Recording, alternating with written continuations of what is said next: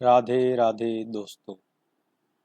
आज हम श्रीमद् भगवद गीता के तीसरे अध्याय कर्म योग का अध्ययन करेंगे, जिसमें भगवान श्री कृष्ण अर्जुन को कर्म और निष्काम कर्म का रहस्य समझाते हैं।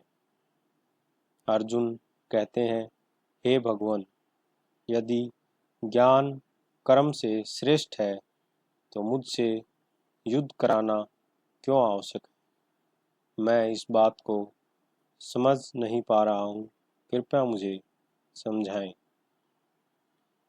श्री कृष्ण कहते हैं, कोई भी व्यक्ति एक क्षण के लिए भी बिना कर्म करे नहीं रह सकता।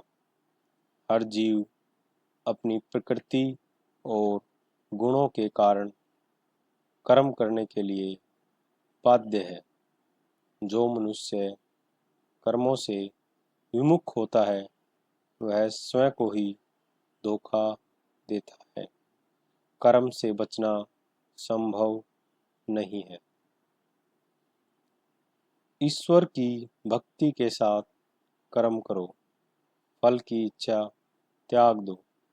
निष्काम कर्म योग ही परम योग है, जिसमें मनुष्य बंधनों से मुक्त होता है। यह मार्ग भगवान के प्रति समर्पण और सेवा का मार्ग है। यही निष्काम कर्म का मार्ग है।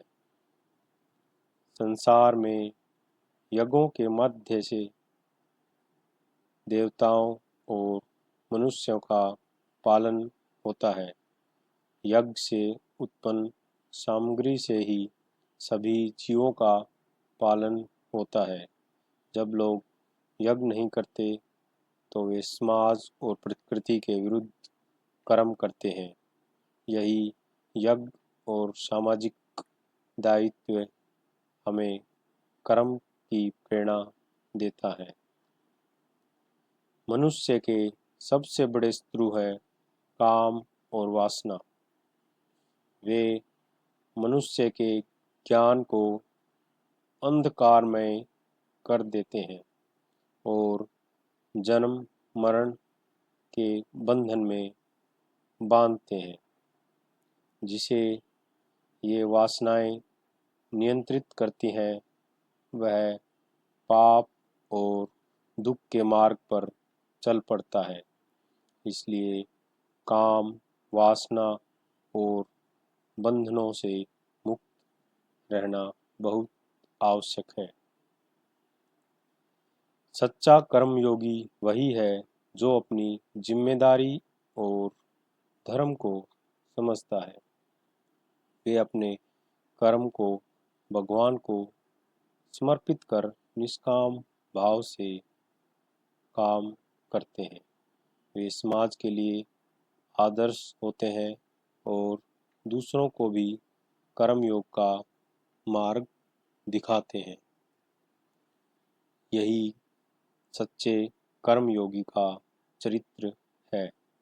मन और इंद्रियों को प्रभु की भक्ति में लगाओ, उन्हें वश में करो। इंद्रियों से विजयी व्यक्ति ही वास्तविक योगी है, जो मोक्ष पथ पर चल पड़ता है। इसलिए इंद्रियों और मन को नियंत्रण करना बहुत आवश्यक है। इस अध्याय का सार यही है कि मनुष्य कर्म करता रहे, लेकिन फल की इच्छा त्याग कर कर्म करे। यही कर्म योग है, जो आत्मा को मुक्त करता है और ईश्वर के निकट ले जाता है।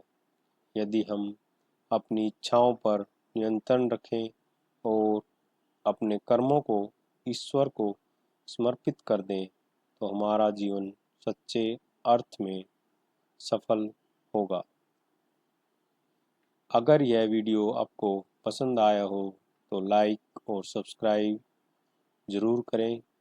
अगले अध्याय में फिर मिलेंगे। धन्यवाद। जय श्री कृष्ण।